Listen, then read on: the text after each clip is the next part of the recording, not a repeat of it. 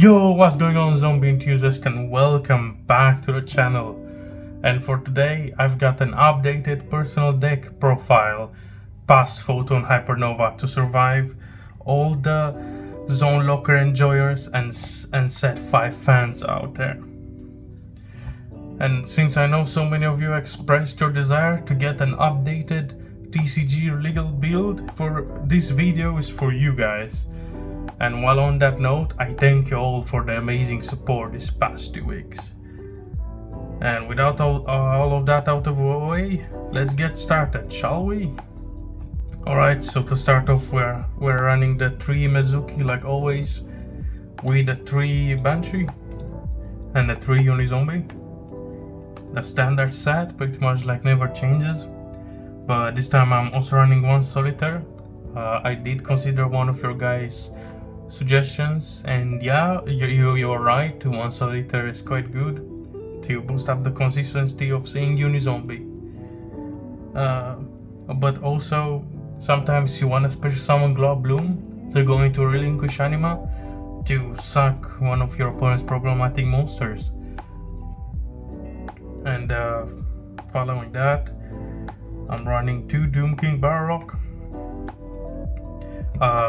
Considering that everyone is running on Bestials and love to banish from the grave and everything, you have to run 2. Personally, I would have loved to run 1, but them banishing your Doom King from the grave is extremely problematic, so you have to run the 2. And with that, I'm also running 1 Jacobulian. I've cut it down from 2 and put in some other cards in its place that we're gonna see later. The 1 Ganshi the Spirit Owl for the combos, and 1 Guzuki in case you draw a Doom King or something and you want to get it out of your hand, but also it counts as a worst case scenario normal summon to get a meal. And 1 Mad Mauler for the combo with Spirit Owl, 1 Cola Bloom.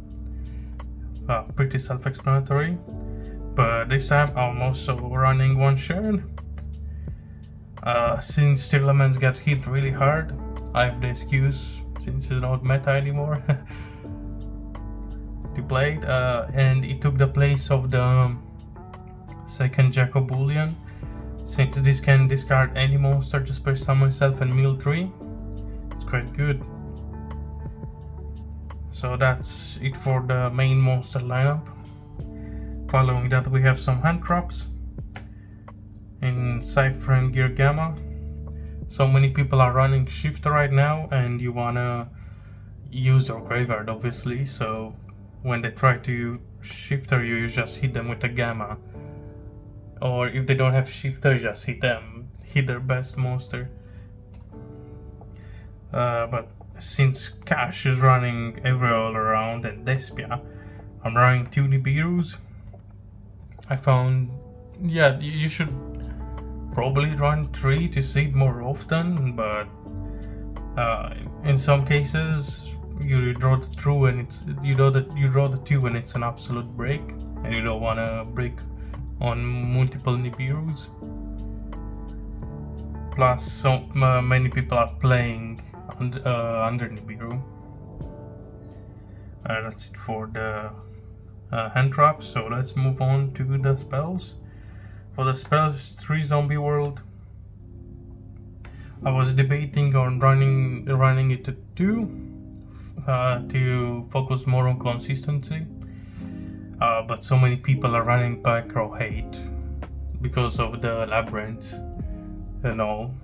In the grind game you need to have 3, because if you get your 2 Zombie Worlds popped, it's game over for you. And just the 1-off Zombie Reborn. I also cut down to 2 to make some room for other cards that you're gonna see later. For the Board Breakers, 3 Super Pulling. Amazing card to break boards.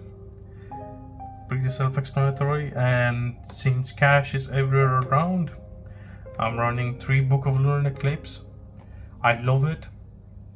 it gets you a discard from your hand, which can be a Banshee or Mizuki or Glow Bloom if you have Zombie World already in your hand or anything, and it flips 2 monsters face down, so you can get rid of problematic cards. And yeah, just for the one-offs next, 1 Callby to insulate yourself from getting ashed, 1 Foolish Bear, explanatory, you want a Foolish all the time, and 1 Harpies. In case you're facing a back row heavy deck, you want to have some response in the main deck for it, which took the place of the second Monster Reborn. And since Bestials are not so good this format without the tiers, I swapped them out from for the live row of the Warlords, in case I win the dice roll and I want to go first.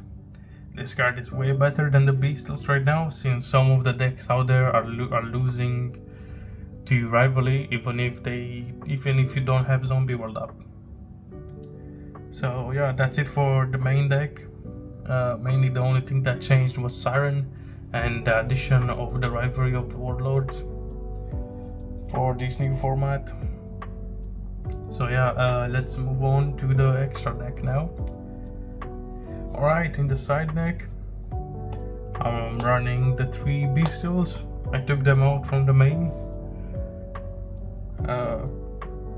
And following that, I have the 3 Twin Twister. Against Labyrinth, this is such a good card, because not only you pop 2 of their cards, you also get to discard, and that discard can be anything from the Mizuki, Banshee, Doom King, Glow Bloom, which is why again I'm running all of them, well, Mizuki and Banshee at 3, so I can see them as much as possible to discard them as often as I can. So all the discard cards, they basically plus you a lot, especially Twin Twisters. It minuses your opponent for 2 cards, and you get advantage in the grave, so you don't really go -1. And I also have the 3 Dark World No Mores for those Infinite Omni Negates and Jurors out there that don't like your opponent playing Yu-Gi-Oh! This card is for them, going second. Going first, the 3D Barrier. This card is amazing. Every deck in the meta right now loses to D Barrier except Labyrinth, but you got Twin Twisters for Labyrinth instead. And now running 3 Evenly Match. Thank God for the reprinting the structure deck. I really wanted some Evenly Match, and I finally got a playset for really cheap. And so should you, if you haven't already. Buy them as you can, because going second, some people don't put Omni Negates up, especially Cash, so you just hit them with the Evenly Matched, and that's their entire board gone. So you don't really need your battle phase most of the time, but in any case scenario, it's better to almost board wipe your opponent instead of having a battle phase. But yeah, that's it for the side decks, and now I'm gonna show you the extra deck. Alright, so for the extra deck, I'm running 1 Okeona. Even if Flander is not really running around lately, I'm still on the Okeona, because to get to the Link 4 rating, you're probably gonna get yourself locked into zombies through Mad Mauler or Bloom, or to Vampire Fascinator. Since effect, yeah, you still, but if you still want to for your opponent's monsters, but to link climb into Okeona, but it locks you into zombies. So any other rank 4 is not really suitable, and space in the extra deck is quite tight. Next up, I'm running 1 Upgrade Savior. If you don't intend on evenly matching your opponent, you should summon Avagate Savior going second to extend your grave by sending either a Glove Bloom or Doom King or Mizuki to the grave and getting rid of one of your opponent's monsters. One sucker for the end board to guarantee you at least one draw. And now I'm on one Phoenix. Sometimes I needed a generic Link monster. And Phoenix is like one of the best generic Link 2 monsters out there, since your opponent may be running some problematic field spell you want to get rid of, or back row. You summon Phoenix, and not only that, it also unclogs your hand by discarding one. Like again, all the discards, guys, they're amazing. Some most of the time you want to draw the weird hand just so you can discard it with all the discard power in the deck. And the one relinquished anima, when you have to special the bloom or don't summon the bloom, you have a card to get rid of the bloom easily. And if your opponent doesn't respect the zones, that's one monster gone for them. Next up to the synchros, the one Baron the Floor. Luckily for you guys, it's gonna get reprinted soon. So to those of you that couldn't get Baron from the Synchro Stone packs, you soon is gonna be your chance to get your Barons for the insane combo plays. If you take the game that far or you got a crazy hand. But a lot of the times you'll get yourself locked into zombies, so you can't summon Baron, and instead you go for Red Eye Zombie Dragon Lord to bring back anything from the grave, so you can use as follow-up. Or you can bring back a Felgrand, because you can summon Felgrand, get a Mad Mauler from the grave by discarding another monster's level, such as Doom King, and synchro away the Felgrand and the Mad Mauler for the Zombie Dragon Lord, so you guarantee yourself a banish during your opponent's turn next to Doom King's banish. But sometimes you wanna get rid of multiple of your opponent monsters when you're going second, so you're going to Draco Berserker of the Tenny for the second attack gain, and banish as follow-up in the end board. One Red Eye Zombie Necro Dragon.